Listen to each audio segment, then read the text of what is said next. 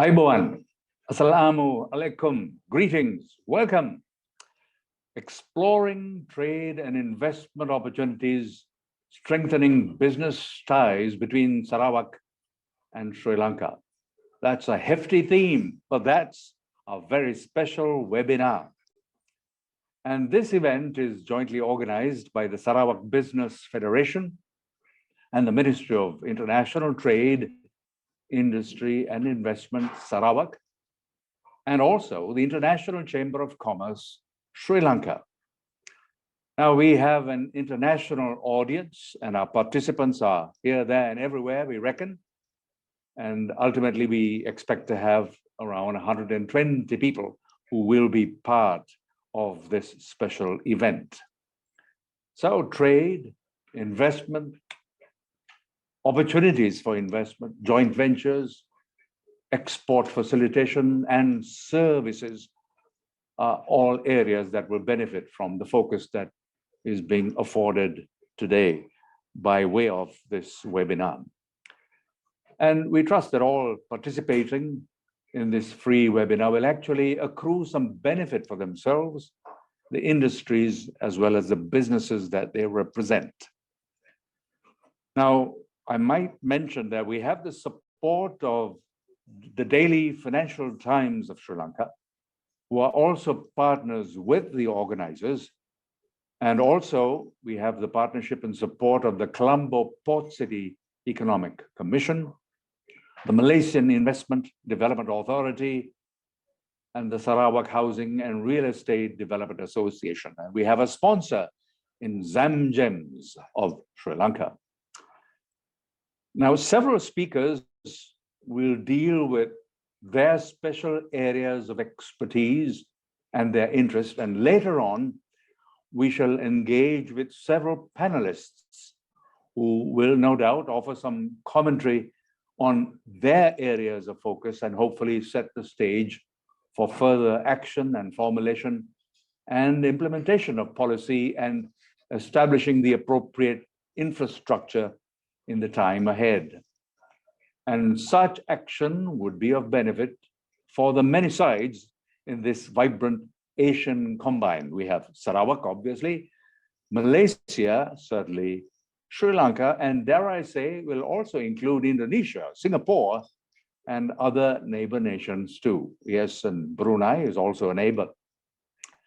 So, as was shown and seen in an earlier short audio-visual presentation before we began, modern-day Sarawak, which has been federated into Malaysia since the year 1963, is all set to bloom and prosper into the future. And interestingly, the year 2030 has been earmarked for when the programs and policy now being formulated will see fruition with an amazing increase in the household income of its people. The population has been small, but the resources in that area are many and have been traditionally famous for its range of exports, including oil and gas, timber, and palm oil, to name but a few. In the modern day, Sarawak is a modern place with a burgeoning economy, which is set to grow at a very rapid pace. And Sarawak, which is located pretty strategically, is alongside Malaysia, Indonesia, and is located in Borneo Island. And as I've mentioned, Brunei is also a neighbor, as is Singapore. And one can only appreciate the advantage all of that will provide for the prospective businessmen. And Sarawak is famed for its astonishing national parks and biodiversity, for those that would like to consider that aspect of things as well. And it is a huge place, the largest among the 13 states, with an area almost equal to that of the Peninsular Malaysia area. Now, there's more that you can hear from our several speakers, so I shall pause here. Clearly, there is a solid rationale that has been established and that can be optimized on by the ICC, Sri Lanka, who is hosting this webinar today. And we have the incumbent chairman of ICC Sri Lanka, Anthony Shanil Fernando, who will begin with some words of welcome by addressing this webinar. He, in addition to being the chairman of ICC, is a solicitor and attorney at law, and his partner at Anton Fernando Associates law firm here in Sri Lanka. And of course, he is vitally involved in very numerous areas of business interests in this country. And that itself explains why he is part and parcel of the International Chamber of Commerce. So he's got freight forwarding and other business areas that are very much under his belt, but I shall perhaps, in the interest of time, move straight on to inviting Shanil Fernando to address this audience. So here's Shanil.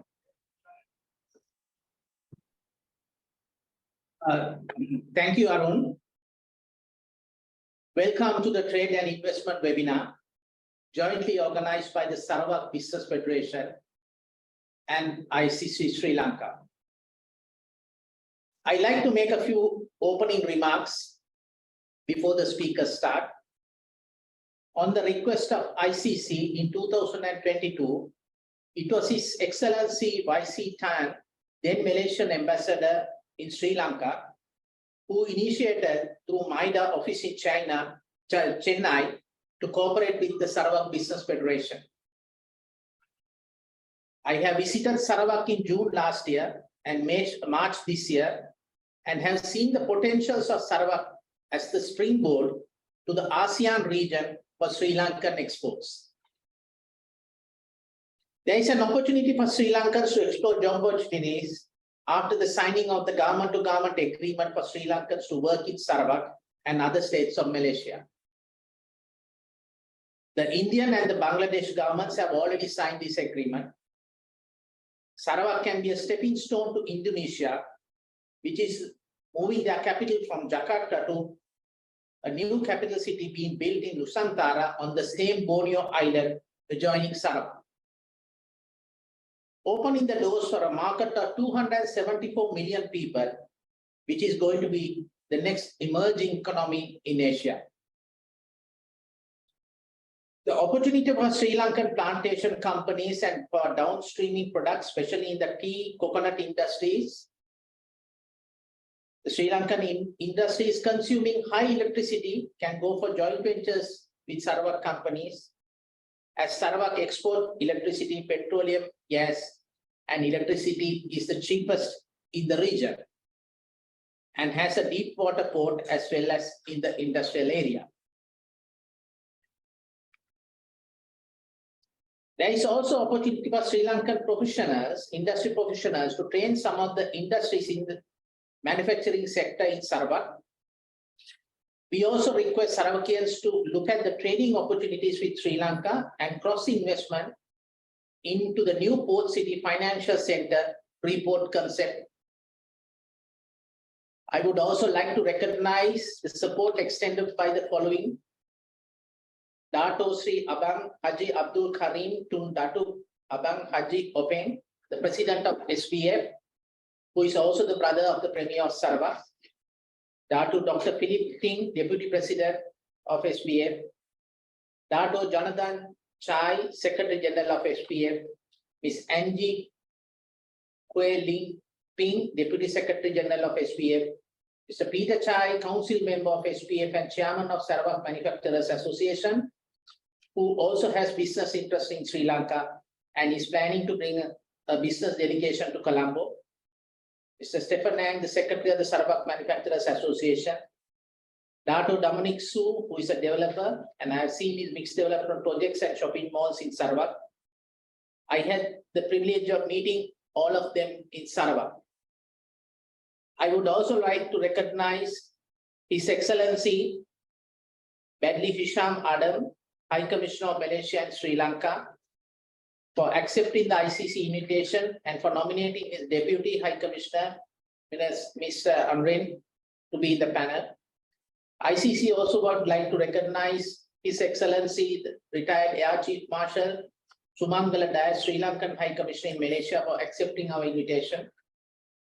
I would also like to recognize Datu Wan Ali Yubi, former Finance Ministry Secretary of the Finance Ministry of Sarawak, whom I met in June last year and this year March, and for introducing buyers for Sri Lankan products and joint ventures through his contacts. Datu Wan Ali and Datu Dr. Philip Ting are both council members at the Swinburne University. Datu Wan Ali arranged a visit to view the Swinburne campus facility in Sarawak. The 20-year Swinburne campus in Sarawak offers degrees at 1/3 the cost of doing the same degree in Australia. I was very impressed on the facilities available at the Swinburne campus in Sarawak. The SPF team that coordinate with Ms. Ho of Mitran, Maida, Madrid to participate in this webinar to make it a success. ICC globally has offices in 130 countries with 45 million members around the world.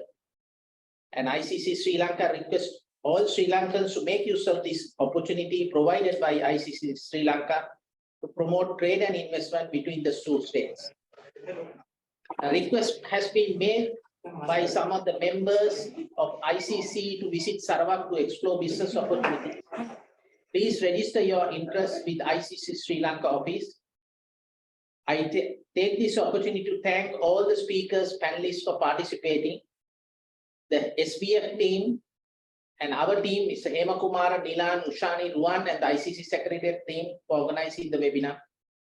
A recorded version of the webinar will be available in the ICC Sri Lanka Facebook and LinkedIn pages. I believe some of the 126 registered people have not received the link, the Zoom link. I think they are working on that technical reasons to see why it has not gone. So people can view it on the Facebook in a little while, because they will be hosting on it as soon as this is over. Please send your questions by email to the ICC email forwarded to the relevant speakers and panelists, which will be taken up. The speakers will actually answer if it is a lengthy answer later on, but the panelists, if it will answer some of the short answers if they can give. So over to you, Ruan, for the next speaker. Thank you very much. Yes, indeed. So thanks, Shanil, for that introduction and helping us to appreciate the range and scope of this webinar. In fact, it is something that is worthwhile for people to be engaged with. And we hope that that technical flaw will shortly be sorted out and many more will in fact be able to participate. Now, we have a view and a perspective from the Ministry of International Trade and Industry. That's known by the acronym MINTRAD. And it's an overview of Sarawak's trade and investment opportunities. And we have as speaker, Mr. Zulkarnain Masron, who unfortunately is unavailable in office on this occasion today, but however, has exerted himself to present to us and for us a presentation on a recorded presentation, which we will be happy to play. And this is from the perspective of Industrial Terminal and Entrepreneur Development Sarawak. So we have the Permanent Secretary of MINTRAD now, as was mentioned, Mr. Masron.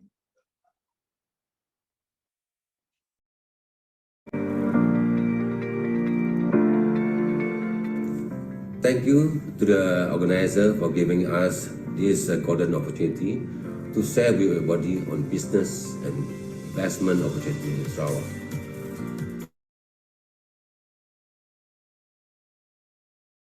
In booming ASEAN market comprising 4.5 billion people, or about 60% of the world population, total population. And Sarawak can serve as the gateway for potential investors to penetrate this huge and booming market for your product and services. Sarawak is the biggest state in Malaysia and being the biggest, Sarawak is rich with biodiversity and natural resources that can be used and turned into commercial products like medicine, cosmetic, food, beverages, and etc. Here we believe that with the advancement of technology and R&D that we have today, you probably can do R&D for the purpose of commercialization of certain species of our biodiversity that we have in Sarawak. Sarawak also blessed with natural resources that can be turned into renewable energy, like hydropower that supply enough electricity and clean water for the use of industry. Sarawak has potential to produce about 11,000 megawatt renewable energy to power the industrialization in Sarawak. Sarawak also has the huge reserve of oil and gas. Sarawak holds about 39% of crude oil reserve in Malaysia and the biggest natural gas reserve in Malaysia. So the huge potential in oil and gas industry in Sarawak. Ladies and gentlemen, Sarawak population of 2.8 million are relatively small and young. These young population are skilled, talented, and trainable workforce and crucial for industrial development in Sarawak. The Sarawak government has invested heavily in institution of higher learning and technical colleges in order to train and produce more skilled workforce for the industry.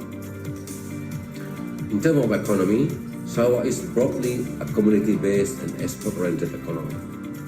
And we are proud to say that Sarawak is one of the largest contributors to Malaysia economy, and that contribution largely from oil and gas sector. In this respect, we want to diversify our economy, and one of the sector that can leapfrog the development of Sarawak is the downstream manufacturing activities that apply modern technology. Ladies and gentlemen, despite the slowing down of economy, we are proud to inform that Sarawak continues to enjoy positive trade balance. Sarawak major trade partners are Japan, China, Korea, India, Australia. Sarawak total trade value increased from 43.9% from 150.9 billion ringgit in 2021 to RM 217.1 billion in 2022. Malaysia is one of the partners in Regional Comprehensive Economic Partnership (RCEP), which consists of 10 ASEAN countries and 5 ASEAN FTA partners countries, which is China, Japan, South Korea, Australia, and New Zealand. This platform covers the population of 2.2 billion with total GDP of USD 25.8 trillion or 29.4% from the world GDP. This platform of RCEP provides huge market for both Malaysia for investors to penetrate in. Ladies and gentlemen, Sarawak inspired to be a developed state or region by 2030. This can be achieved by targeting annual GDP growth of 6 to 8% annually. And to achieve this noble aspiration, Sarawak government will focus in certain economic sectors such as commercial agriculture, manufacturing and entrepreneurship, mining, forestry, tourism, and services sector. This sector will be supported by 5 key enablers. Number 1, data center and innovation. Number 2, infrastructure. Number 3, education and human development. Number 4, renewable energy. And number 5, excellent services. So these are among the sector and services where investors can invest in Sarawak. Ladies and gentlemen, administratively, Sarawak has 11 administrative divisions, and each division have their particular industry based on the ability of resources in each division. For example, oil and gas related industry mostly located in Miri and Betuli division, shipbuilding and ship repair in Cebu, while high-tech industry mostly located in Kuching and Samara. About almost 36,000 acres of land has been developed as an industrial estate in Sarawak by the government. And the industrial estate are not only located in major town, but also in small town all over in Sarawak. This does not include industrial areas developed by private sector. We are proud to share with you on our two most successful industrial park in Sarawak. Number one, Samalaju Industrial Park in Mitunu. The house multinational company from Japan, South Korea, Singapore, China, Africa, involved in energy-intensive industry with total investment about 28.43 billion. Among the products produced in Samalaju are ferroalloy, ferrosilicon, silicon manganese, high carbon ferromanganese, chemical aluminum, and etc.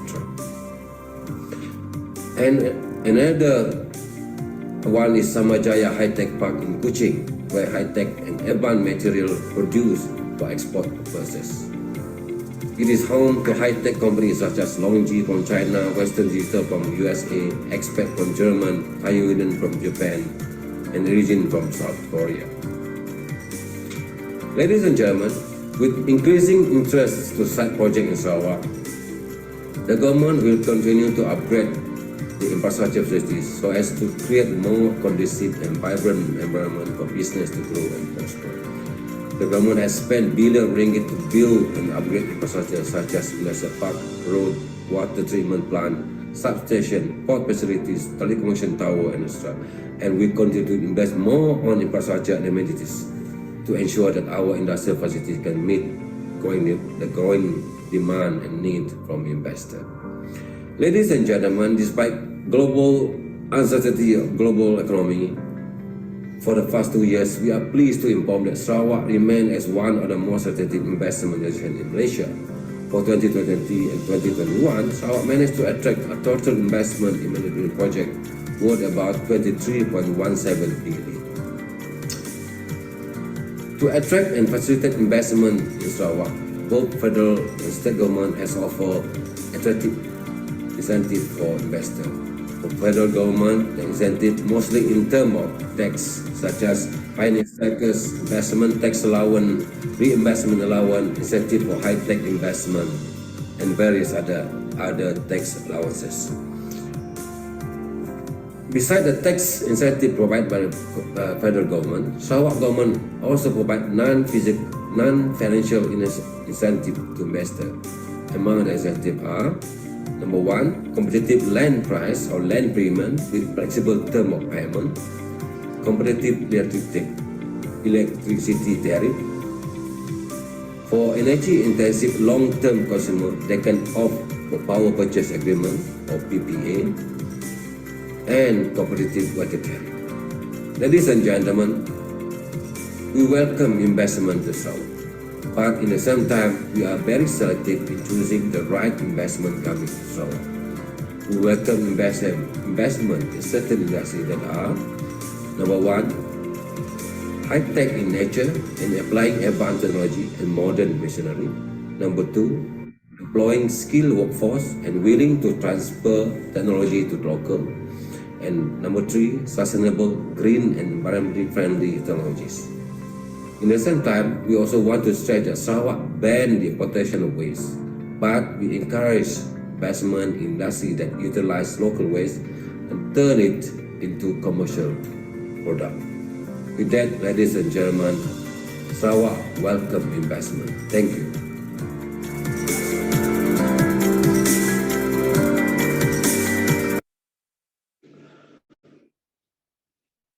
I'm sure we are most grateful for that overview that was provided us. It was quite an impressive one.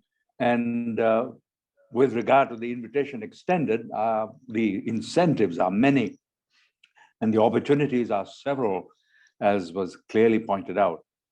We did mention that that was a pre-recorded presentation by Mr. Masron, who represents Mintrade, that's the Ministry of International Trade and Industry, and his particular area has been as a permanent secretary of Mintrade and the Industrial Terminal and Entrepreneur Development of Sarawak. Our next speaker of course, is with us and is part of our webinar and in this meeting. And export facilitation and services is his subject.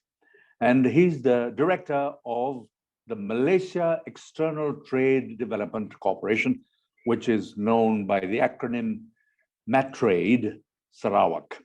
So here's Mr. Zamzuri Muhammad. Thank you, Mr. Aro. Good afternoon. Assalamualaikum. Let me share my slides.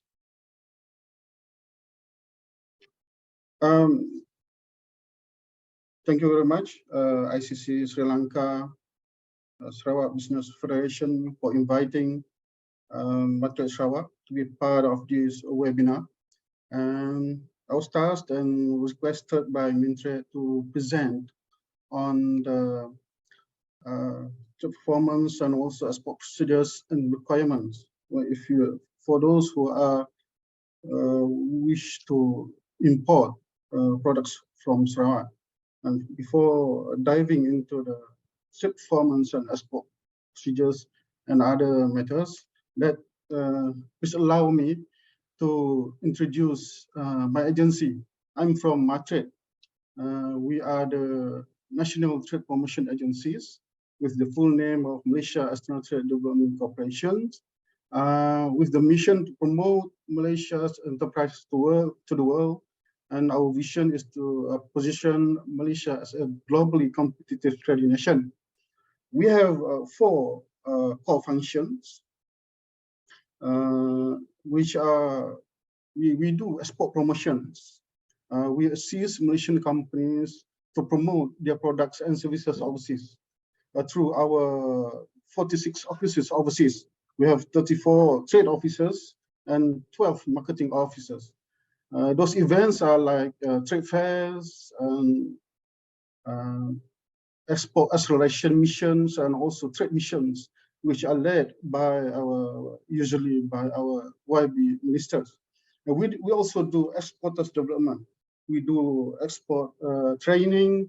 We do hand-holding program for Malaysian companies, especially for small, medium enterprises.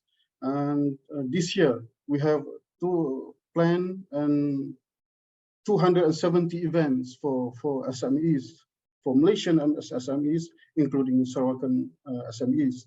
We also provide trade and market information to Malaysian companies that are registered with MATRADE. The registration is free, and we provide them with a lot of information, such as reports, trade reports, statistics information, also market intelligence through our deliverables. And then we also provide trade advisory services to all Malaysian companies. And with the sole purpose of, one of the purposes, our purpose is to link Malaysian companies or Malaysian exporters with the potential buyers from overseas through our 46 offices that I have said earlier. And then we have also 6 regional offices in Malaysia. And for those who are willing to source products and services from Malaysia, and you are welcome to contact our office overseas. With Sri Lanka is under the purview of our office in Chennai, and I will share the contact with the trade performance. Yeah? This is the trade performance of Malaysia with the Republic of Sri Lanka. It was quite ups and down, with the highest recorded. The total trade was in 2019 before the pandemic, and then it shrank to $679 million in 2020, and now it's going upwards with last year's total export. Malaysia's total export Sri Lanka registered at $778.8 million, and the total trade for last year was $854 million.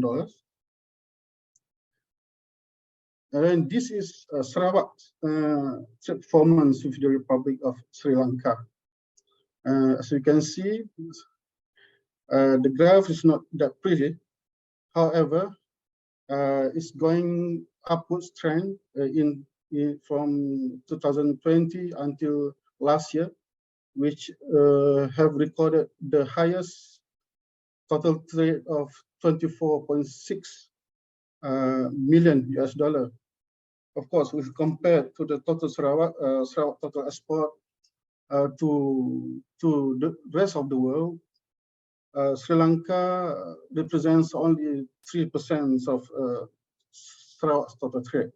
However, we believe that there are a lot of opportunities, a lot of improvement that can be done. And then I think moving forward, there will be a lot more increase in both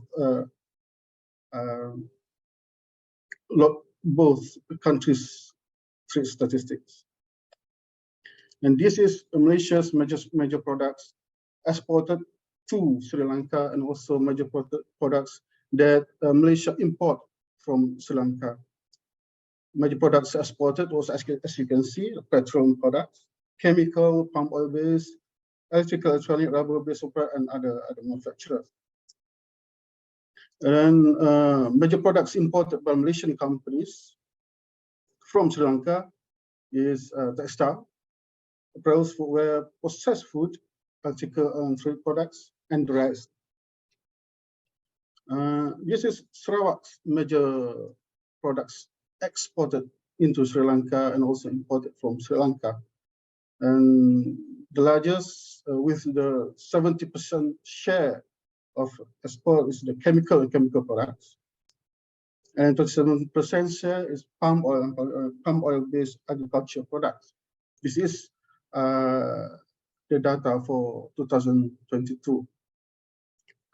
And the products imported, the value is almost negligible, but I believe there will be a lot more discussion that can be done, and a lot more promotions that can be done for both Sarawak and also Sri Lanka. And this is some of the export requirements for some of the products.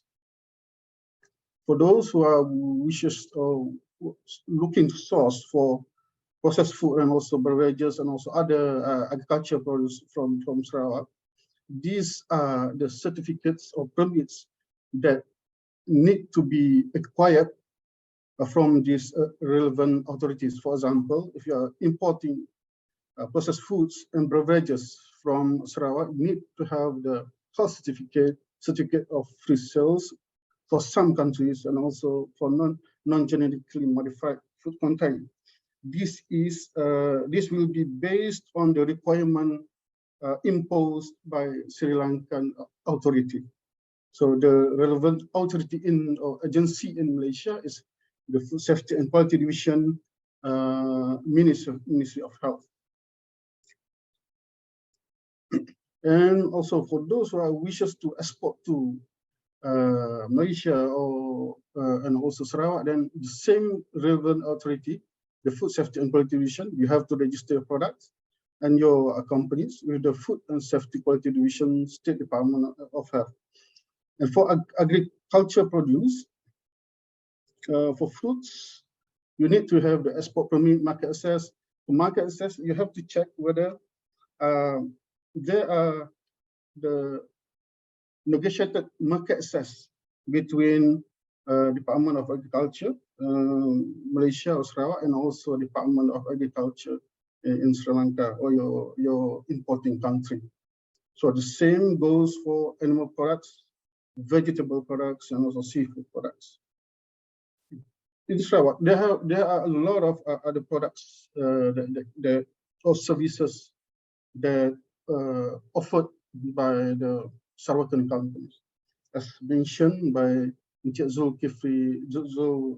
Zulkarnain Masrur. In some areas of Sarawak, like Sibu, they produce or they manufacture boats and also ships.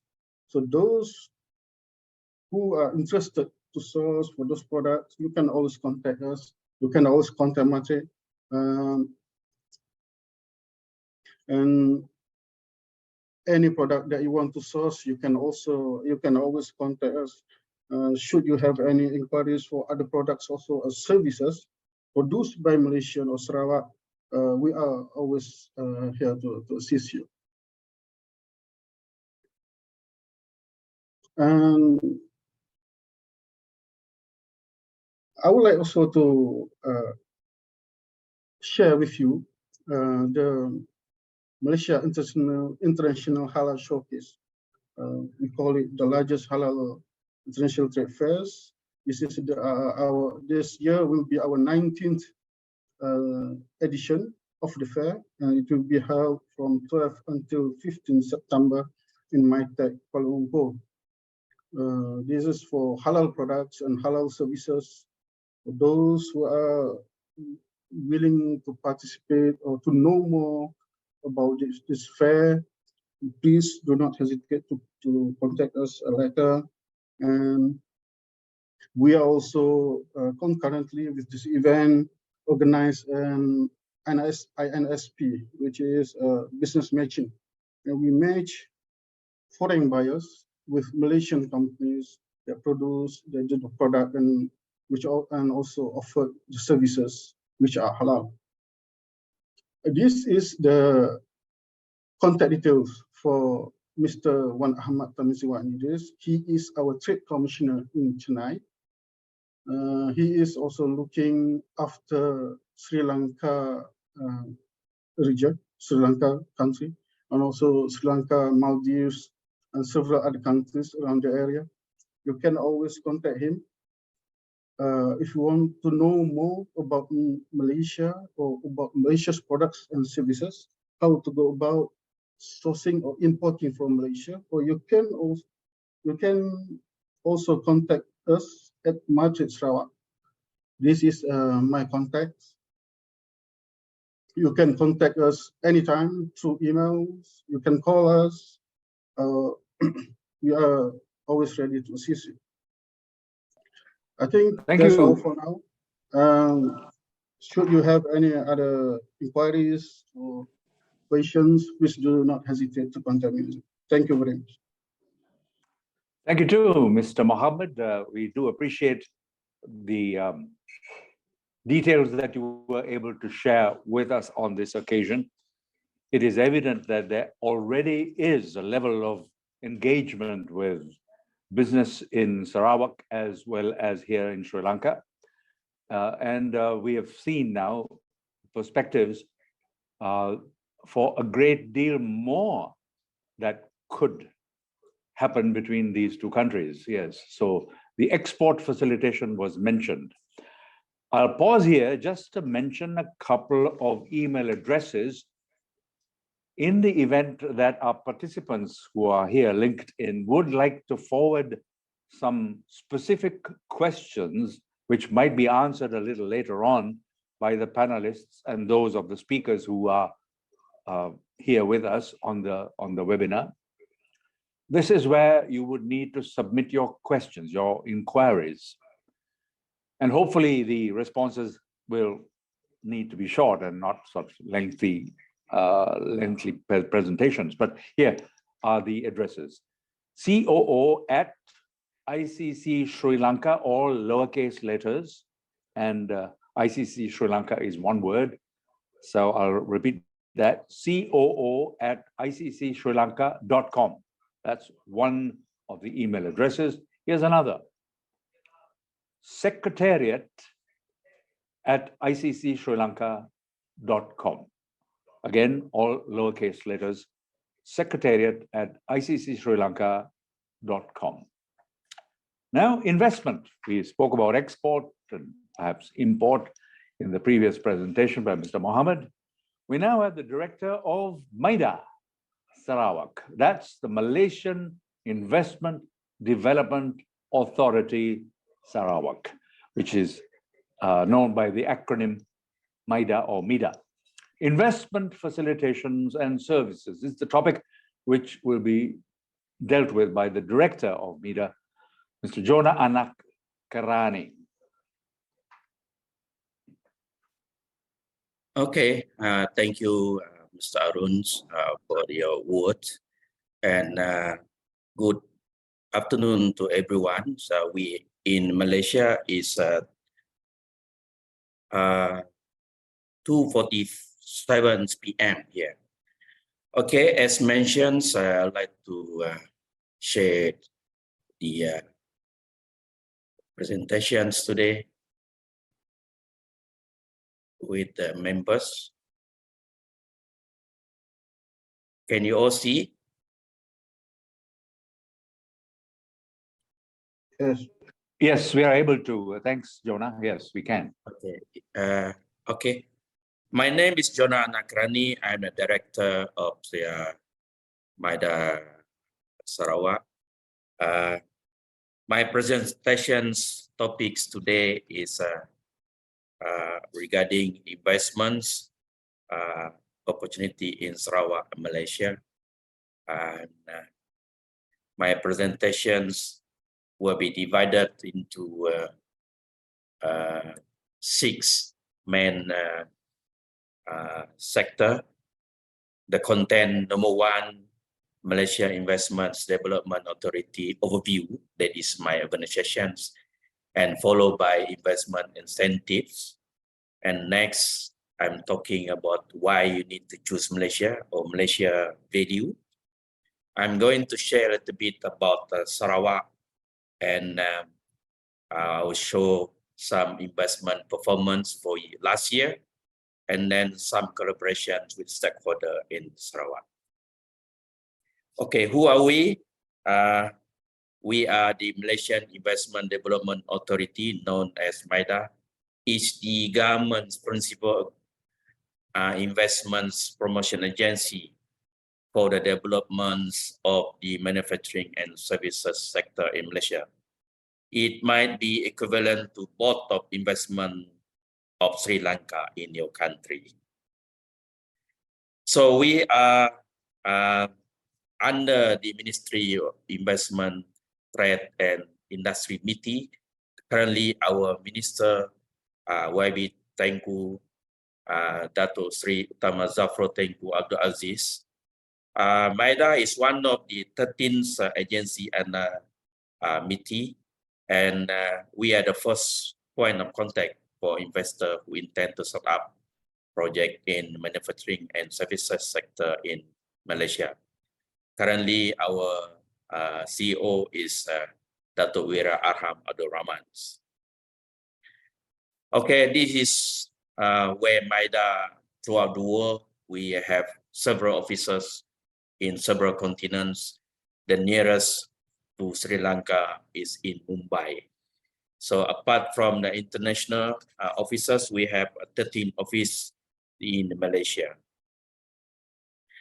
Okay, what is our role? Our role, number 1, we are promoting investment in both FDI and DDI to Malaysia, and particularly in context of Sarawak to Sarawak. So what do we do after that? We are evaluating and providing approval for investments in terms of manufacturing license, investments incentives, and as well as custom duty exemptions. And for foreigners, you are also eligible to apply for expatriate post, either key post or term post. So what is manufacturing license? Manufacturing license is issued to all the manufacturer project with a shareholder fund of 2.5 million or your workers 75. You may apply for exemptions from manufacturing license if your project is below the threshold. Number 3, our role is to monitor project implementations in Malaysia. So in MIDA, we have post-invest divisions who is monitor this project, make sure they're taking out from the ground. And number 4, our role is to provide business felicitations, like for example, in terms of post-investment issue if you require talents needs and local sourcings for parts, modules, and engineering support. This is my strategic partners and stakeholder comprises of international and domestic chambers and industry, bankers, R&D institutions, investment promotion agencies, MNCs, GLCs, business consultants, and tax agents. So you might be familiar with some of these companies or entities. I'd like to share a little bit about on our investments incentives. So our investment incentive mainly on tax incentive or tax reliefs. First category is under the Promotion of Investment Act 1986. This is for the new investments and it is based on products. You can choose either pioneer status, which is income tax exemptions ranging from 70% or 100% for a period of 5 years or 10 years. Or you may choose investment tax allowance, 60% or 100% on qualifying capital expenditure incurred within 5 years. You may choose one, you cannot choose two. Upon completions on that, you can be considered for reinvestment allowance. That is were before under Income Tax Act 1967. This RA is a 6% on qualifying capital expenditure incurred for 15 years consecutive years. We also have Penjana, is also equivalent to RA. And high impact fund, which is customized package investment incentive, is allocated for domestic investor only. So I'd like to share with you why you need to choose Malaysia. The indicator and some of the figures here indicate that Sarawak, Malaysia has a strong economic fundamental. In overall, Malaysia economic is stable and expanding gradually. You can see the figure here in terms of GDP. There's a growth from 4.2%. Last year, recorded 8.7%. We have controllable inflations. In terms of GDP in US, we grow from 2016 amounted to 246 billions and increased to 330 billions last year. And per capita income, there's a recorded of 9,000 in 2016 and 11,000 recorded last year. So these indicate that we have a strong fundamental in terms of our economy. And of course, we are located strategically in Asia. So Asians is one of the fastest growing economy in future. So being located in Southeast Asia, we are very fortunate because Asia is projected to contribute about 48% of global GDP in future. Some of the business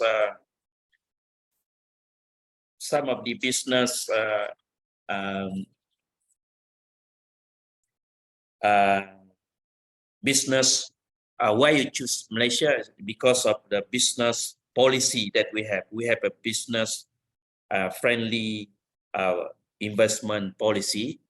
Number one, in terms of equity, foreigners are allowed to hold 100% equity ownership in the manufacturing and selected services. And you have a freedom to repatriate capital, interest, or dividend profit to your country without any conditions. And foreigners or investors can apply for employments of expatriate, either key post or term post. Malaysia also conform to intellectual property protections law with international standards, and we are members by signing an investment guarantee agreements with more than 60 countries. Malaysia also very fortunate, and we are member to several FTA and economic blocs. Ones that we are member to ASEAN's, which is third largest market in the world with 622 million people. And apart from that, we also have ratified 16 FTA agreements with other nations in the world. We are also partners to RCEP, Regional Comprehensive Economic Partners, Asian plus non-Asians. Non-Asians comprise of China, South Korea, Japan, Australia, and New Zealand. These 15 countries will be the contributors to about 30% of world GDP. And the third one, we are also a member to Comprehensive and Progressive Agreement for Trans-Pacific Partnership, CPTPP, who is in this block. It comprises of Japan, Vietnam, Singapore, Australia, New Zealand, Canada, Mexico, Malaysia, Peru, and soon will be Brunei and Chile to join us. So these 11 countries GDP combined will be about 13 trillion and access to about 500 million people. In terms of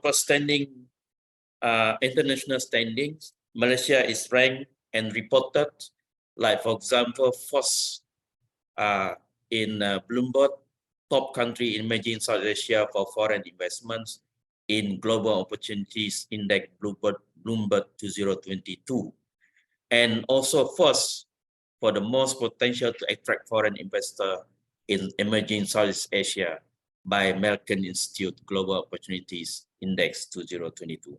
This is some of them. Now I'd like to share a little bit about Sarawak. Sarawak is one of the biggest from 13 states in Malaysia, with a total land area about 124 square kilometer. As mentioned earlier on, Sarawak is located strategically in Southeast Asia. And what another advantage is that we have abundant supply of raw natural resources like petroleum and gas. In Sarawak, the region is divided into several divisions. There are 12 divisions all in all, with Kapit the biggest. And in terms of demographic, we have 40 sub-ethnic groups with a total population of 2.9 million from 32 million in Malaysia, very small in actual, and with a total workforce about 1.3 million. In terms of administrative structure, we are headed by our governor, Tuan Yang Terutama Tun Pehin Sri Haji Abdul Taib Mahmud. And in terms of governments, we are headed by Premier YAB Datuk Petinggi Dr. Abang Haji Abdul Rahman Johari bin Abang Haji Openg. These are some of the facets of Sarawak major ethnic Iban, Malay, Chinese, Bedayo, and language that's spoken in Sarawak, Malay, English, Mandarin, and Iban. As mentioned, Kapit is the biggest state division in Sarawak, which is about 38 square kilometer. Some of the economic priority sector or industry in Sarawak, known as 10 priority industry, which can be divided into 3 categories. The first one is a trigger industry, comprised of 4: steel and ferroalloy, aluminium, oil and gas, petrochemical, glass. And non-trigger comprised of 6: palm oil-based, aquaculture, timber-based, marine engineering and fabrication, tourism, livestock. We also currently embark on a new economy that is renewable energy, circular economy, carbon capture, storage, and trading. These 3 areas is a new economy that's drive Sarawak to the next level of economic in future. In terms of investment, to realize the investment and economic activity in Sarawak, Sarawak has ready infrastructure and some utilities or energy. In Sarawak, there are several industrial estates like Samalaju Industrial Park, Samajaya Industrial Park. In Bintulu, we have Tanjung Kedurong, Kemana, Kuching, we have Demak, Tending, Bako, Sibu, Tanjung Manis, Rantau Panjang, Lanang. Miri, we have Kuala Baram and Lutong.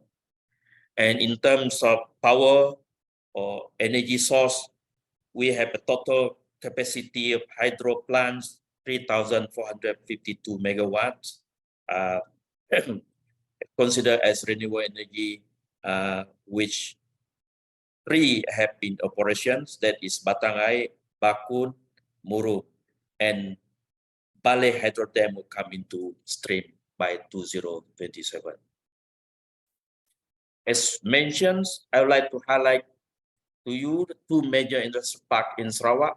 One is Samajaya Free Industrial Park Zone, which was established in 1991 to create an integrated electronic manufacturing zone, which house the high-tech companies, which is located 12 kilometers from Kuching Airport and 16 kilometers to port.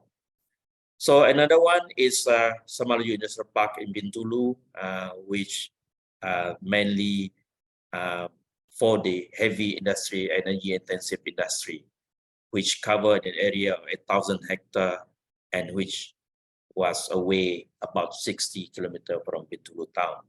So both of that industry located near the sea.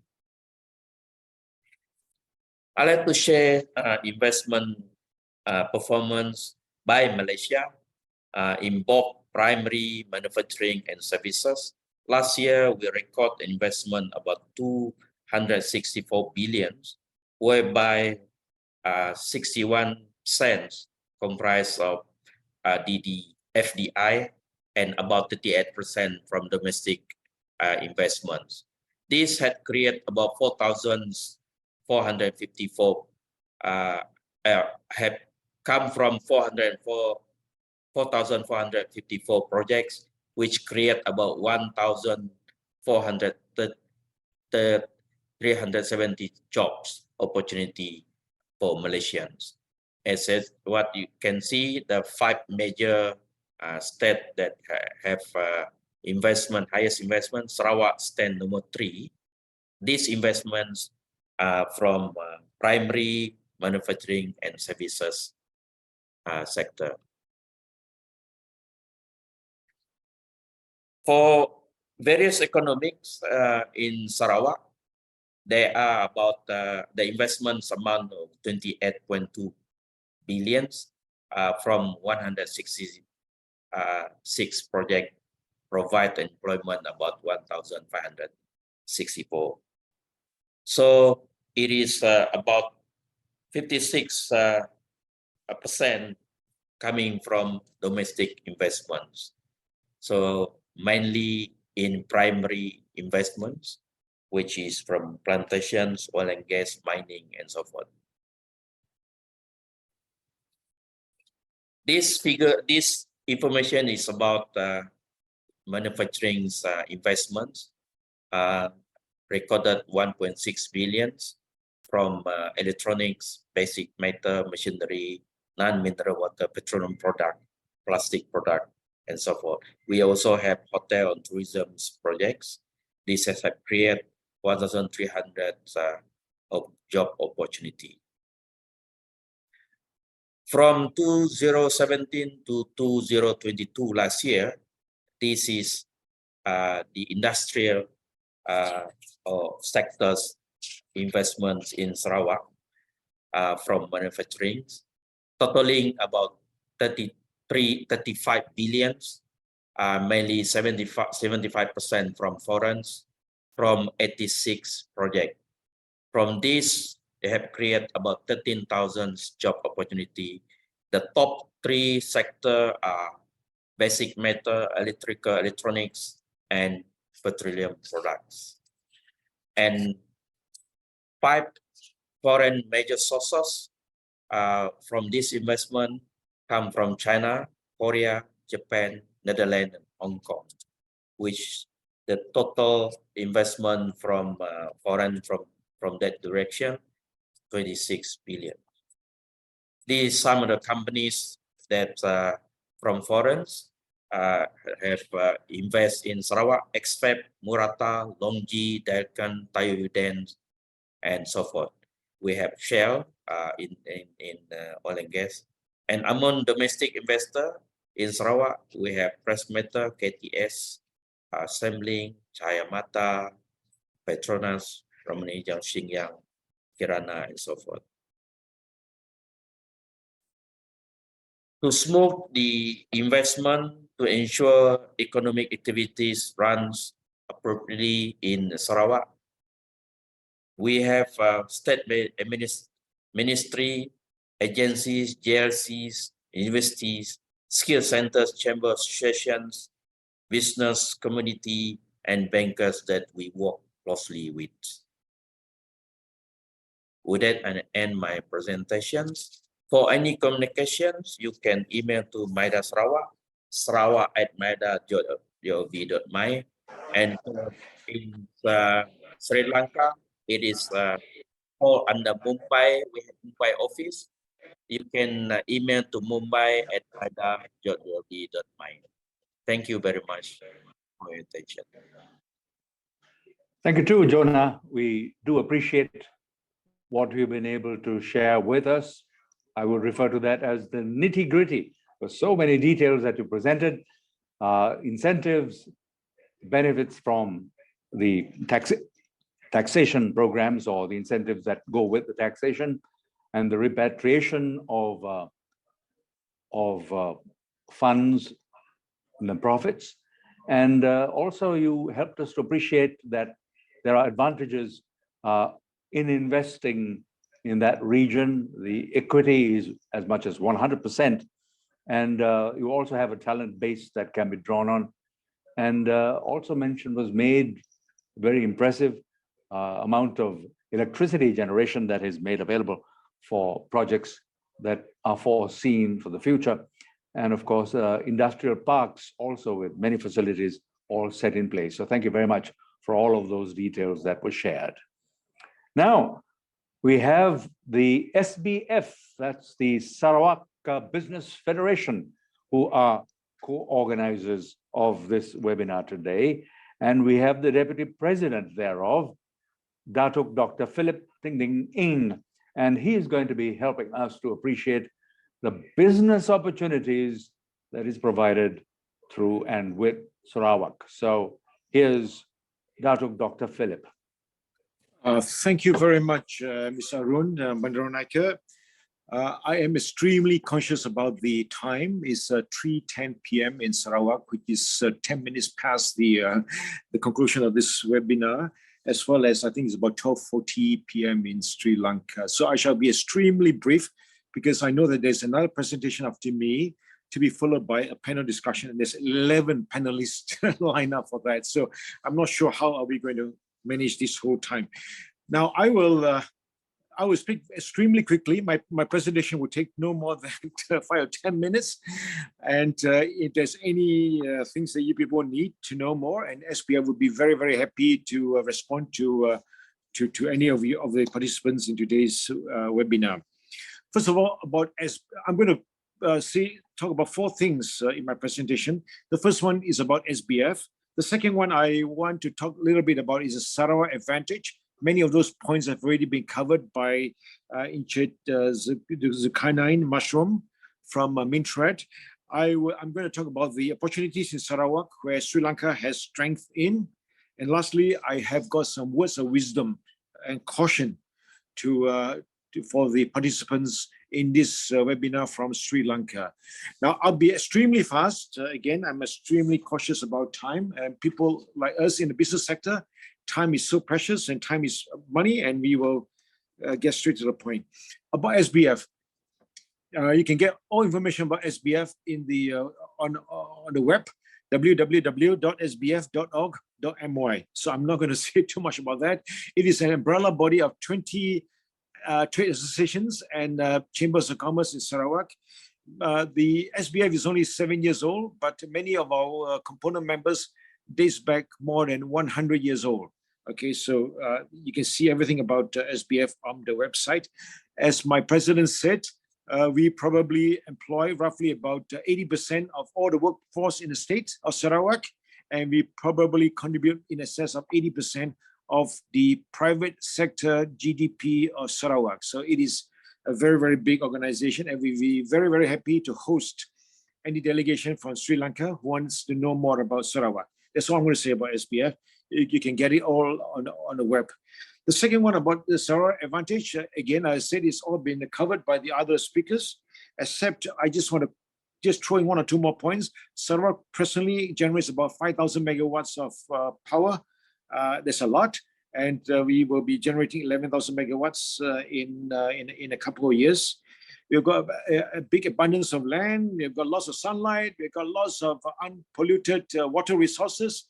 Most places in Sarawak has more than 100 inches of rainfall a year.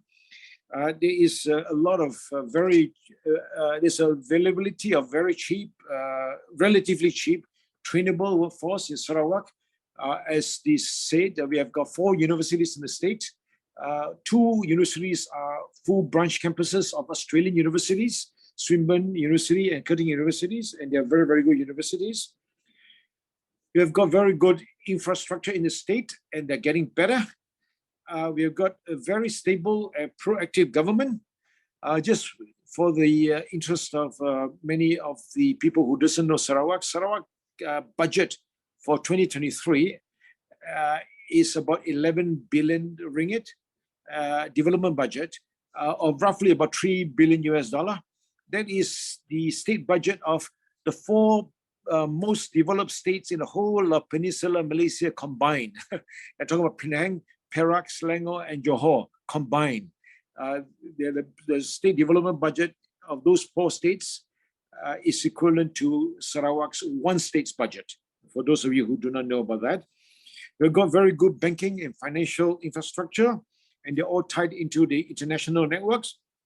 We've got very good legal infrastructure as well, for those who need to know. Now I'm going to cover the opportunities in Sarawak, which Sri Lanka has strength in. Based on my discussions with Shanil and based on the various videos I've seen and the websites that have been forwarded to me, I think the following areas we should explore very, very quickly: tea, rubber, and cinnamon coconuts, and its downstream activities. These are the areas where Sri Lanka has got a lot of skills and competitive advantage. There could be other food crops and aquaculture that you people have a lot of experiences and advantage that we could learn from. We certainly could learn from your leisure, basically in hotels and hospitality industry. Number 4, maybe renewable energy as well. I understand that some of you have got some expertise in that.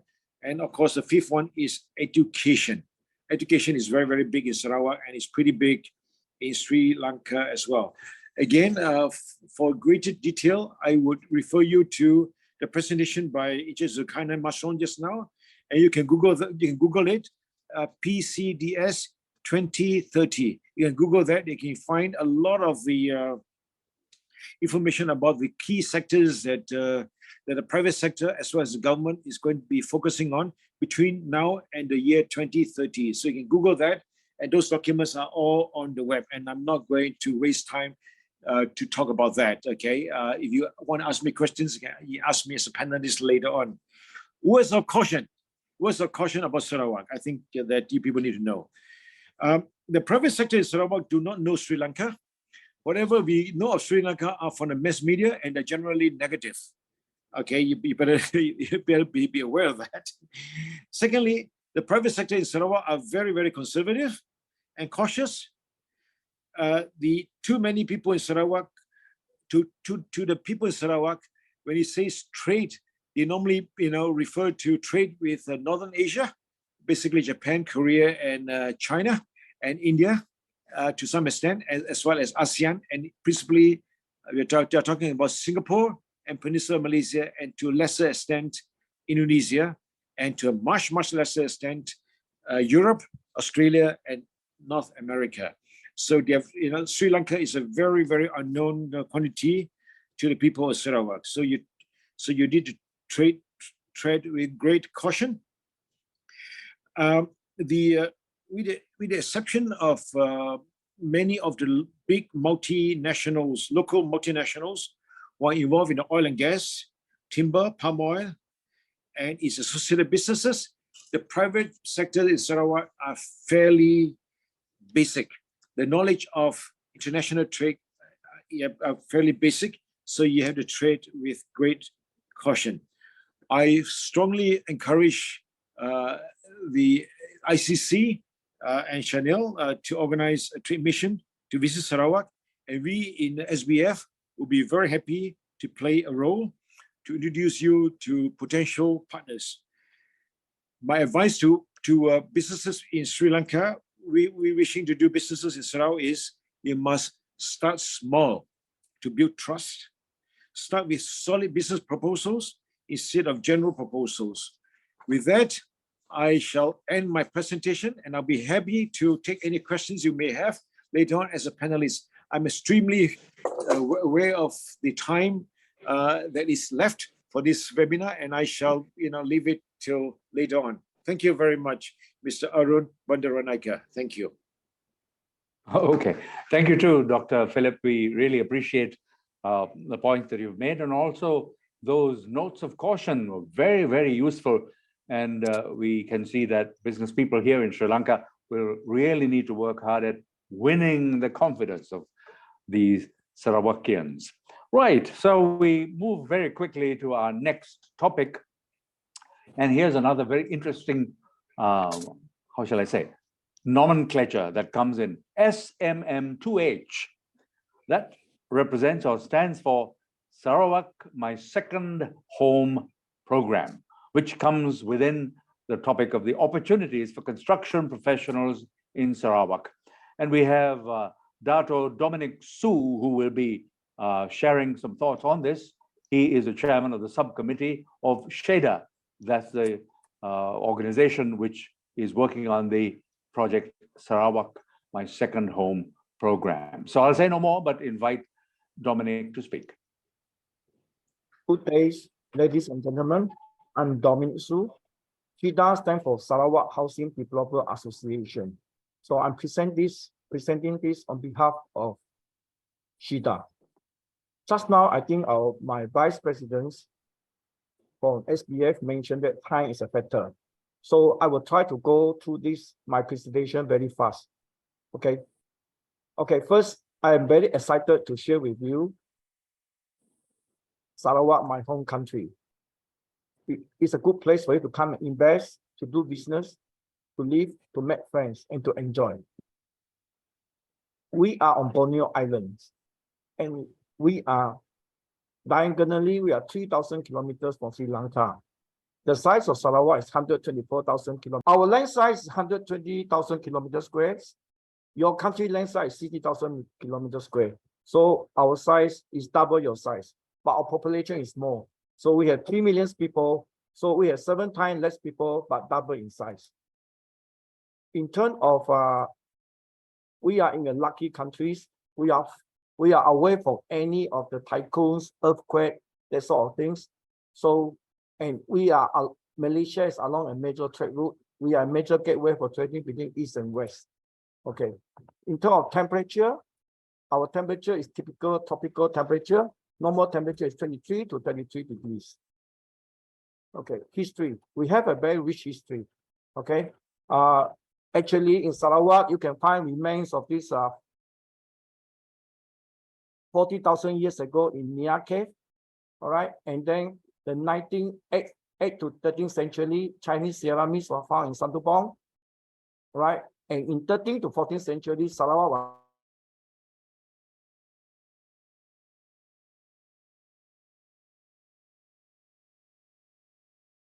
was Brunei surrendered Sarawak to James Brooke. 1841 to 1942, we are under Brooke dynasty. Okay, so you can see that in 1942, 1945, we are under Japanese occupation. And 1945 to 1963, we are a British Crown colony. In 1963, Sarawak, Sabah, Singapore, and Malaya come together and form Federation of Malaysia. Actually, in Kuching, there is a tea plantation, and there is a proud, currently still standing Hindu temple, Sri Maha Maria Amman's temple in Matan. We have 27 ethnicities and 45 different types of languages. English and Chinese and Malay are widely spoken throughout Sarawak. If you can speak English, you can go anywhere in Sarawak. Crime rate is very low in Sarawak, so we are a safe country. I think as we have gone through by my fellow panelists just now, we are rich in natural resources.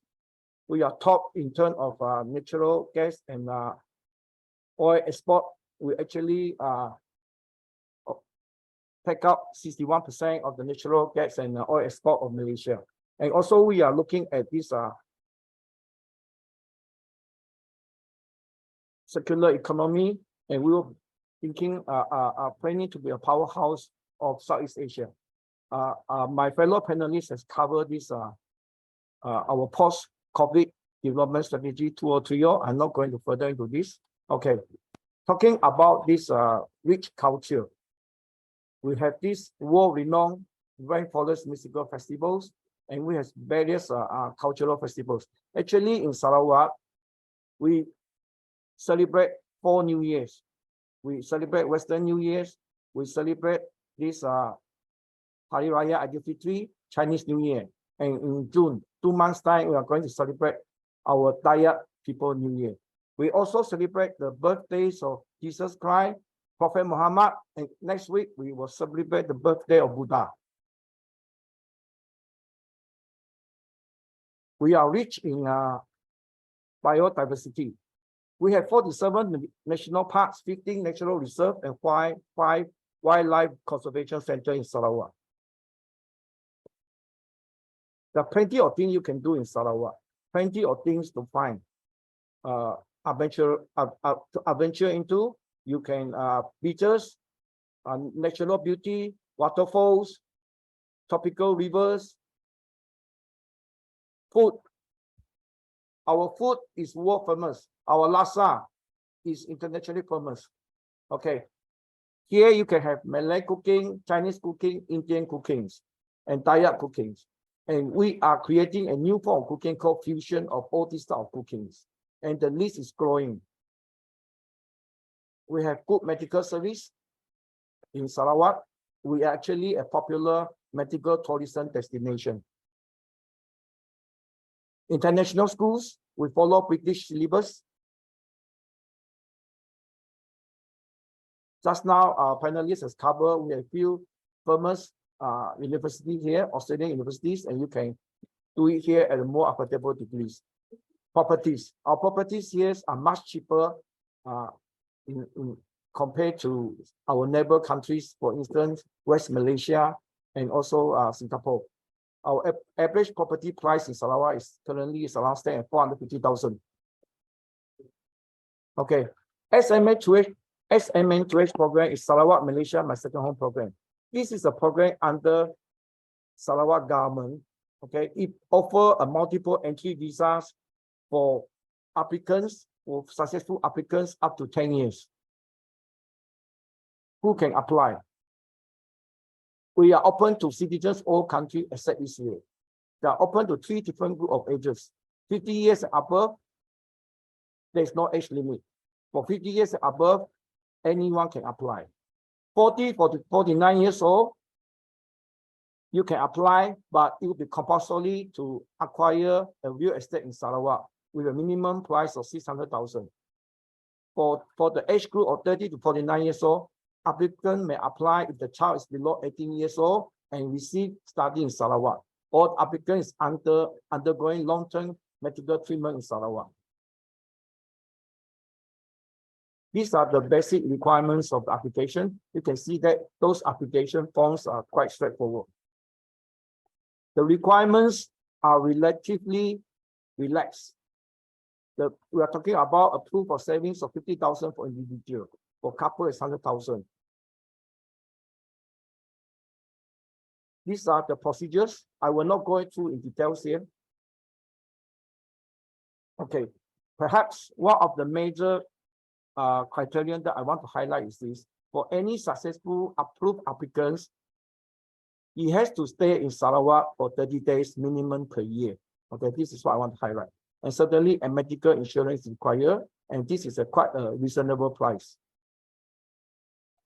Okay, these are the terms of condition. I will not go through. Okay, these are the countries where we have the most applications and the most of the successful applications. We welcome you to come to Sarawak. You can contact us at SHIDA, Sarawak Housing Developer Association. This is our email and our website, okay? Or you can contact me. Thank you. Arun. Thank you very much, Dominic, for a very quick coverage. And nevertheless, it was important to hear what you had to share with regard to the opportunities that do exist. Now, that was the perspective of the Sarawak Housing Real Estate Developers Association, or SHEDA. And Dominic also serves as the CEO of Regal International Group, which is very well known in Singapore, I believe. Now, the panel. We have a panel that has been assembled, and we trust that they're all linked with us. We have a few questions that have been thought of and that we will direct to the individuals. So we have the chairman of ICC Sri Lanka, Anthony Shanil Fernando. We have Mr. Dinesh Virakodi, who's the chairman of the Port City and also serves with the Board of Investment. And we also have Ms. Vindhya Veerasekara, who will be representing Mr. Dinesh Virakodi, the chairman of the Board of Investment. She is the Director, Legal and Corporate Affairs.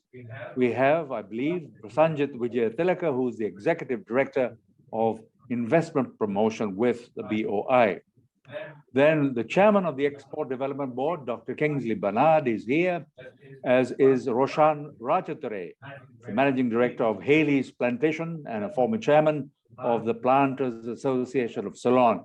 And we did hear mention made of the proposition that there is opportunity for plantations or the estate industry to take on, to be developed in Sarawak. Then we have two invitees in His Excellency Air Chief Marshal Retired, Mr. Sumangala Dias, who is the High Commissioner for Sri Lanka in Malaysia. And we have also another invitee, and that's the Deputy High Commissioner for Malaysia in Sri Lanka, Mr. Anurin Ignatius. Thank you very much for also sharing this event with us. Then we have Datuk Wan Ali Tongku Yubi, who is the former State Financial Secretary, Sarawak, and Council Member of the Swinburne University of Technology Sarawak campus. And we've already had mention made of the education opportunities that do exist, and perhaps for collaboration and working in that area of education.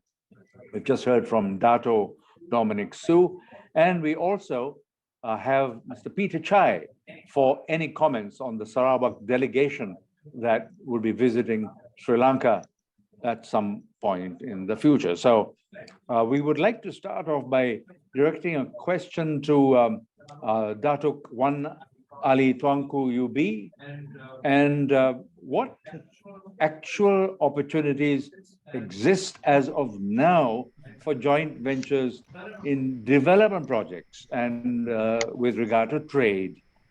As I was saying, the previous speakers have highlighted the various incentives given for joint venture companies and for foreign companies investing in Sarawak.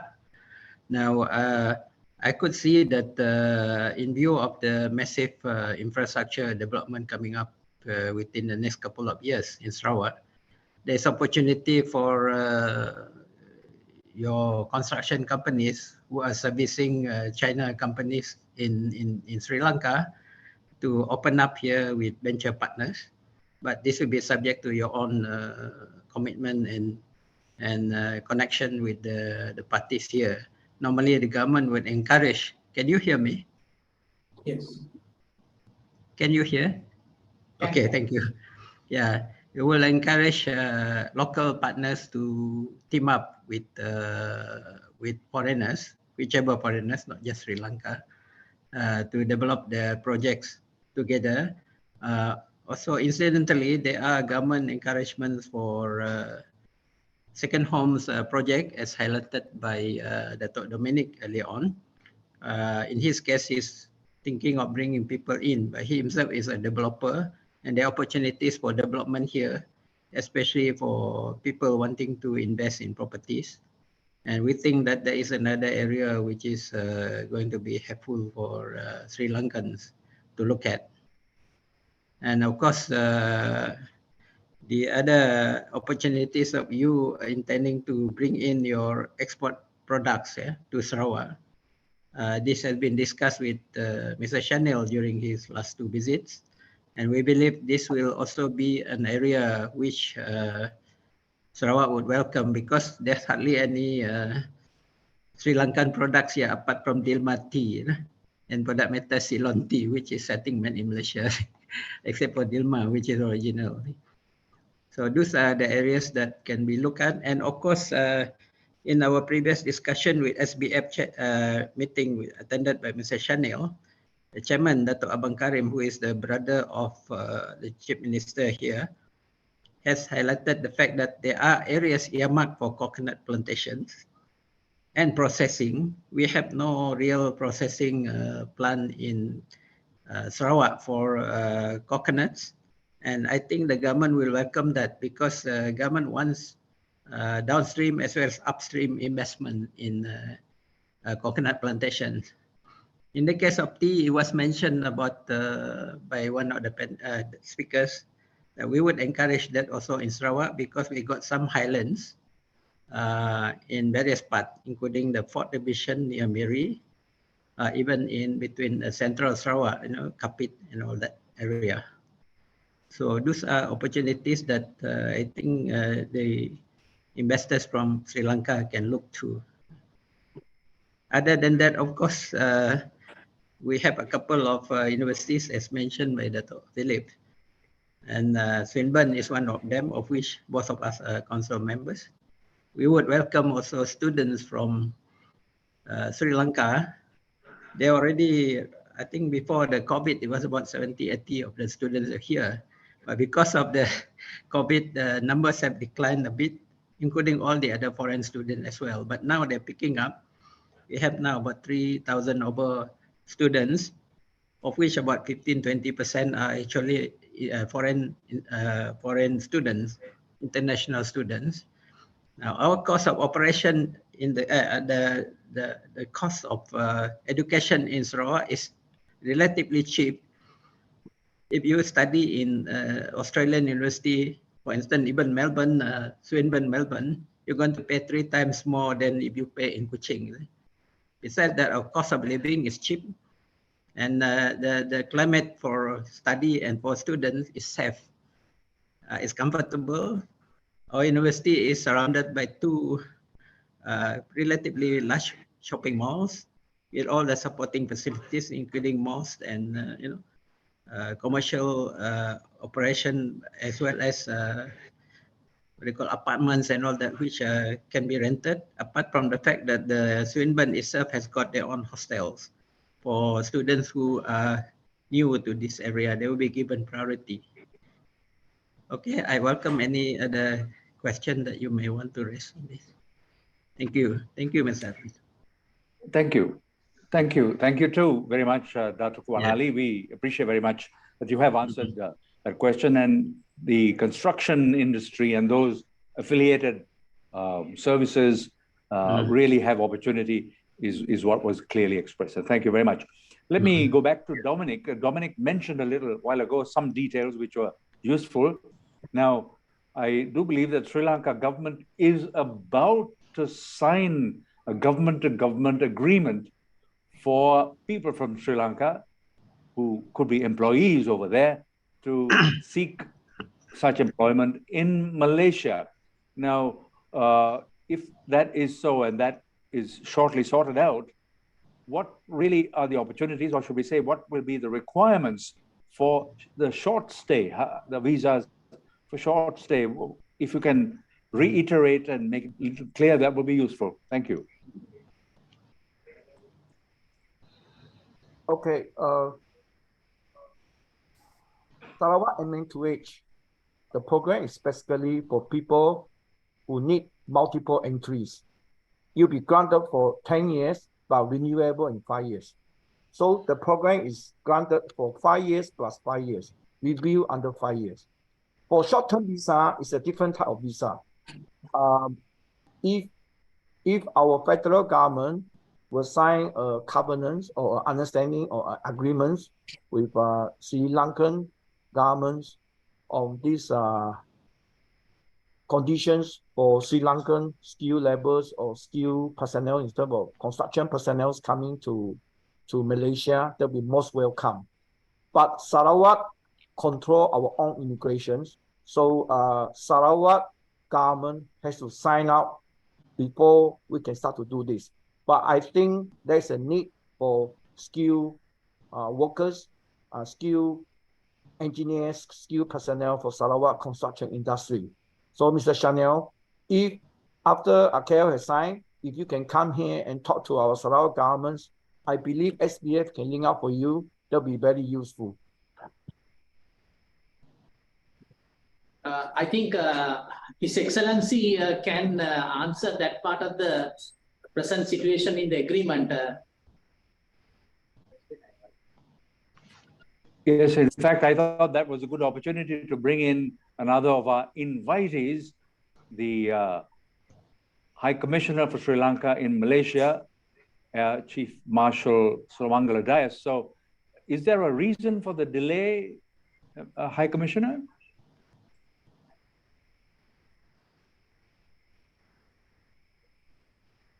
Can't hear you. Can't hear. Sir, can't hear. Good afternoon for everyone, all the officials. Okay, fine. We can hear you now. And also, can you hear me now?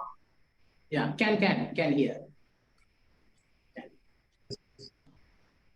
hear. So, first of all, I thank the ICC Sri Lanka for inviting me for this timely interaction, which is aimed at strengthening business ties between as a whole Malaysia and then Sarawak.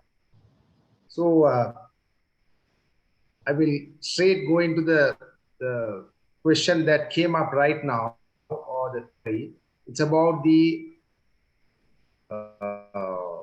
MOU, that memorandum of understanding between Malaysia and Sri Lanka with regard to recruitment recruitment, employment, and repatriation of labor.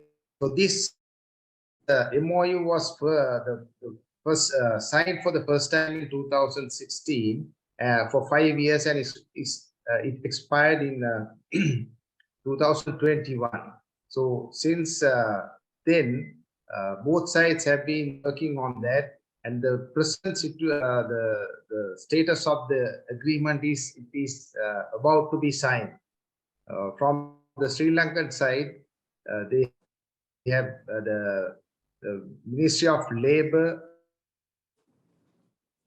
has given its consent to go ahead with the signing, and also now it is with the Human Resource Ministry of Malaysia. Actually, right now the discussions, or rather correspondence, are exchanging to fix a date for signing of this agreement. So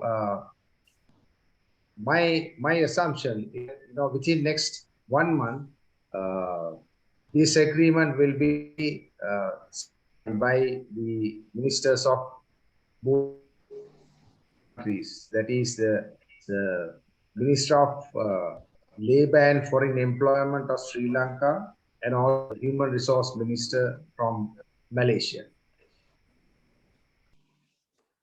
Thank you very much, High Commissioner. Maybe we can just get a perspective on just what you said from Mr. Ignatius, Anirin Ignatius, who's the Deputy High Commissioner for Malaysia in Sri Lanka. Please tell us how things are moving, or what might be the, I won't use the word hindrance, but what might be the probable date when this will be done. Thank you very much for the invitation. Basically, as briefed by His Excellency High Commissioner of Sri Lanka in Malaysia, the process is undergoing. So I think once both sides has already agreed to the content of the agreement, I think they are out the agreement, and a date will be arranged for the signing of the memorandum. Thank you.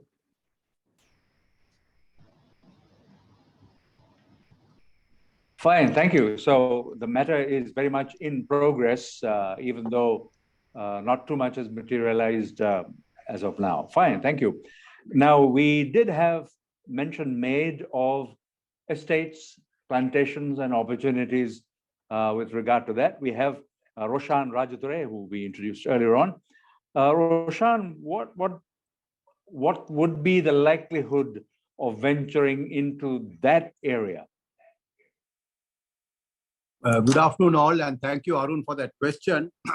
In terms of plantations, what I can positively say is that there's ample opportunity, and Sri Lanka has enough experience, expertise, and a long-established tradition of managing plantations. In fact, I might recall that Sri Lankans established a tea industry in Kenya and in some of the East African countries, and we, as a company, Hales has been now requested to manage some plantations in Bangladesh and help in the restoration of estates in South Africa and startup in Zambia. So there is appetite and there's willingness to manage, given the conditions that we are undergoing in Sri Lanka. It's a bit tough for capital outflow to start up plantations in another area, but certainly anyone interested, we can manage plantations to global standards as we are doing now.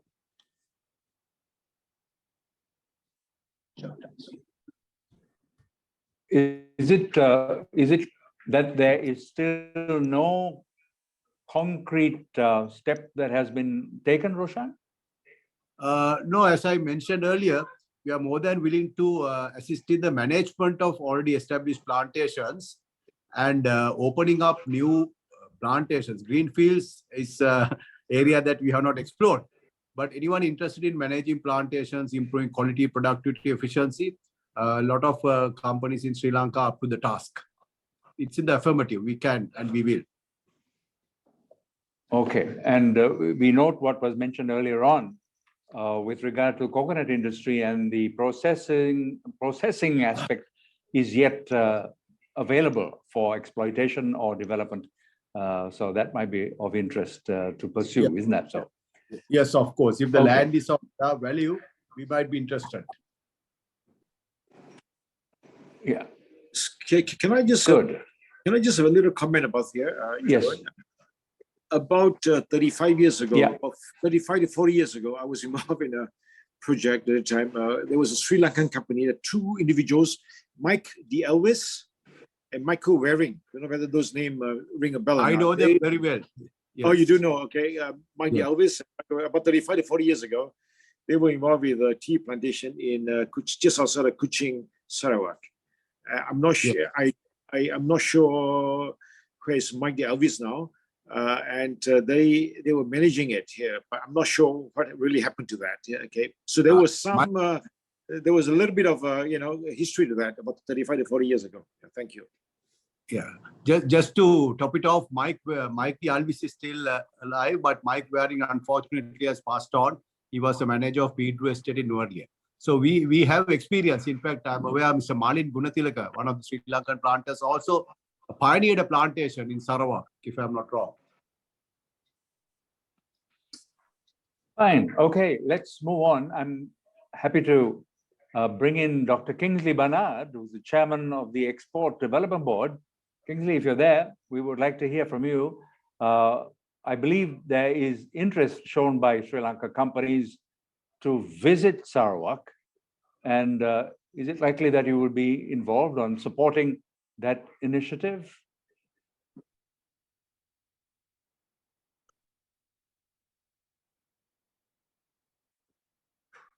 We can't hear Mr. Bernard. You need to Right. unmute. Right, right. Sorry. Arun, thank you very much. And also thank you for the organizers, ICC, for facilitating me to join this. Sri Lanka Export Development Board is the main apex body facilitating Sri Lankan exports. So our mandate is to develop exports. And our role is a facilitating and promoting role of Sri Lankan products and services. Now, with that objective, we have promoted some of our products which are having a potential in Malaysia, but we strongly feel that there is the potential has not been fully utilized, and Malaysia has a higher potential than what we are exporting at the moment. And also, if you look at our imports, we are importing a very large quantity of products which are having a value of about 4 times, 5 times than what we are exporting. So there is a potential. Therefore, our exporters are looking forward to promote their products. If you have any international exhibitions, or if you can organize B2B meetings, we can organize our exporters from this end and create a link for them so that they can transact business. So that is basically the mandate of the Export Development Board. And also we assist our exporters in doing business. Thank you. Thank you too, Kingsley. So we appreciate that you're ready to go in a matter of expression. You're ready to do it and waiting to do it. Fine. Again, with the interest of time being saved, Port City has been mentioned, and of course, this is a slightly different area of activity, business activity and opportunity. So Vindhya Virasekara, we would like to have a word from you with regard to Port City as being a financial sector and also being a free port concept, and how that might be of interest to business people from Malaysia and maybe Sarawak. Hi, thank you very much, and thank you, ICC. So the Port City is a special economic zone, and it has the Commission is empowered to grant exemptions or incentives from about 13 statutes set out in Schedule 2. So one of the first categories and that is what we know as business of strategic importance. Commission can grant up to 40 years of concessions. So we actually, for recognize, I told this to Ruan, the downtown duty free has been recognized as the first category of business of strategic importance.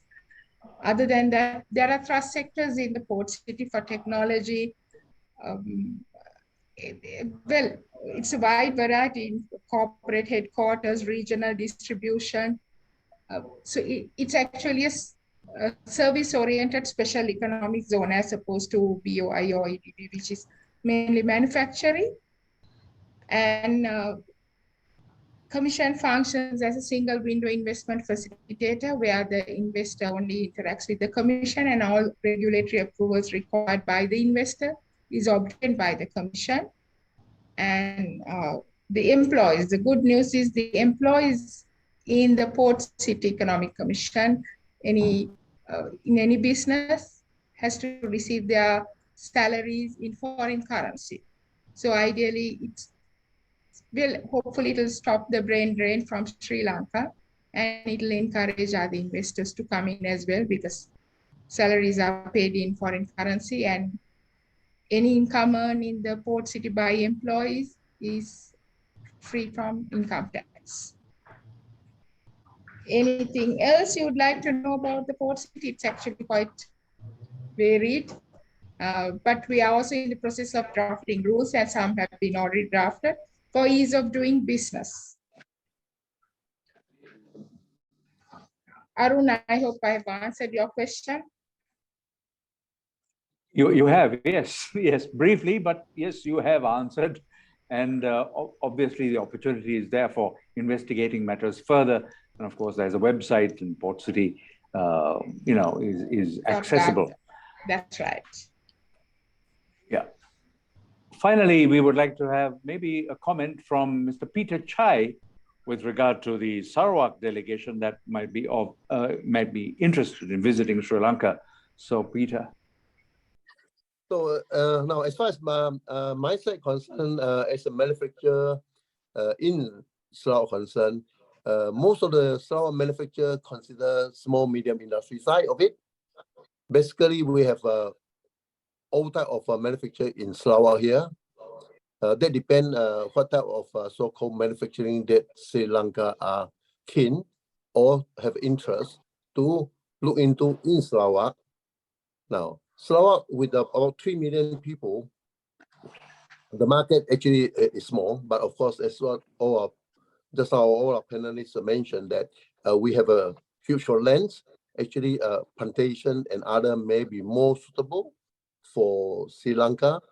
But as far as the export of the Sri Lanka product concerned, I think you have a lot of opportunity to export your product to Malaysia. Because actually Sri Lanka product in Malaysia still very, very so rare, especially in the F&B or whatever. I think more famous for Sri Lanka product in Malaysia actually is the cinnamon and also the tea. So some of the coconut product, yes, you export a lot of coconut product to Asia Pacific. I'm now in Australia. Actually, I see a lot of your coconut product in Australia. So we actually also have some of the business related to import-export. So personally, I would like to bring a dedication to Sri Lanka and talk to your people that on what way that we can help each other to import-export or build out the manufacture activity, make use of a Sarawak's a unique and Sarawak so-called specialty, especially in our green energy. Because I think today, I think ESG compliance is very, very important, and which Sarawak have produced a lot of so-called green energy, and we also comply with carbon trade. And then actually we have been quite popular in the world nowadays.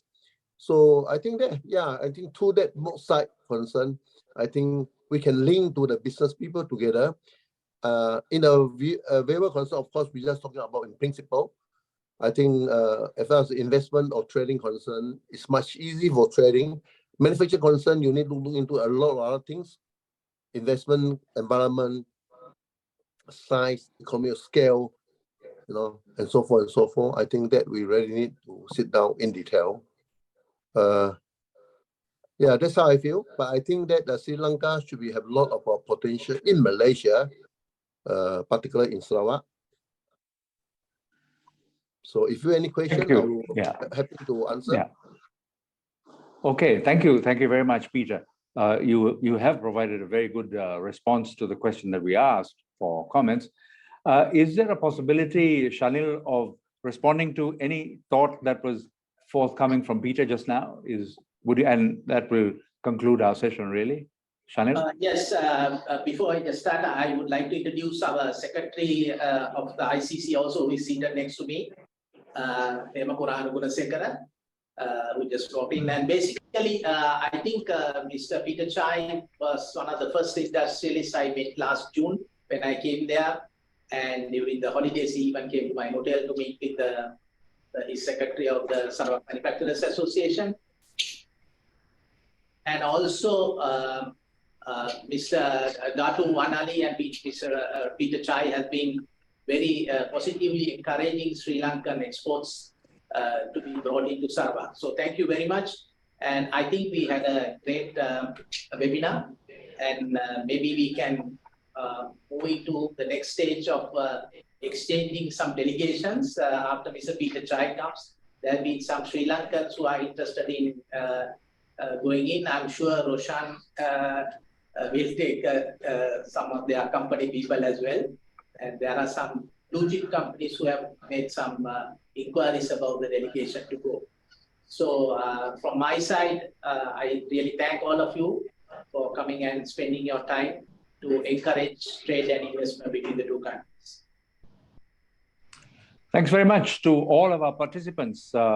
We, of course, need to apologize for shooting the mark with regard to the time, but we've, kind of gone maybe 20 minutes more than we intended to, but it has been useful. And all of the comments and the preparation that has been done is deeply appreciated. And well, may this be profitable in the future. All the very best to you as we say goodbye for now. Thank you. Thank you. Thank you. Thank you. Goodbye. Thank you Thank all you. round and Thank you goodbye. very much. Thank you. Thank you.